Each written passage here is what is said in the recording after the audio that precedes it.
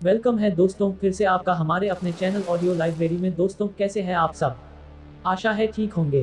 दोस्तों हमारे चैनल को अगर अभी तक सब्सक्राइब नहीं किया तो कर लीजिए सब्सक्राइब। डियर फ्रेंड्स, आपको यहाँ कहानियाँ और स्टेटस मिलते रहेंगे। तो चलिए आज की ये प्रेम कहानी शुरू करते हैं। दोस्तों, खुश रहने के लिए हमें भी एक दूसरे की कमियों के प्रति आंखें बंद कर लेनी चाहिए और उन कमियों को नजरअंदाज कर देना चाहिए। आज की ये कहानी कुछ ऐसी ही है। दोस्तों, एक आदमी ने एक बहुत ही खूबसूरत लड़की से शादी की। शादी के बाद दोनों की जिंदगी बहुत प्यार से गुजर रही थी। वह उसे बहुत चाहता था और उसकी खूबसूरती की हमेशा तारीफ किया करता था। लेकिन कुछ महीनों के बाद लड़की चर्म रोग स्किन डिजीज से ग्रसित हो गई और धीरे धीरे उसकी खूबसूरती जाने लगी। खुद को इस तरह देख उसके मन में डर समाने लगा कि यदि वह बदसूरत हो गई तो उसका पति उससे नफरत करने लगेगा और वह उसकी नफरत बर्दाश्त नहीं कर पाएगी। इस बीच एक दिन पति को किसी काम से शहर से बाहर जाना पड़ा।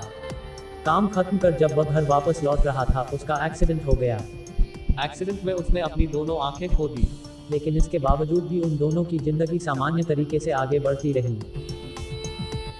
समय गुजरता रहा और अपने चर्म रोग के कारण लड़की ने अपनी खूबसूरती पूरी तरह गंवा दी। वह बदसूरत हो गई, लेकिन अंधे पति को इस बारे में कुछ भी पता नहीं था।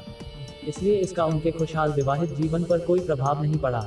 वह उसे उसी तरह प्यार करता रहा। एक दिन उस लड़की की मौत हो गई। पति अब अकेला हो गया था।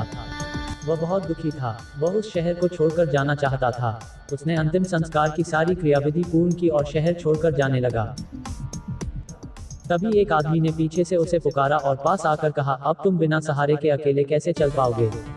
इतने साल तो तुम्हारी पत्नी तुम्हारी मदद किया करती थी। पति ने जवाब दिया, दोस्त, मैं अंधा नहीं हूँ। मैं बस अंधा होने का नाटक कर रहा था, क्योंकि यदि मेरी पत्नी को पता चल जाता कि मैं उसकी बदसूरती देख सकता हूँ तो यह उसे उसके रोग से ज्यादा दर्द देता।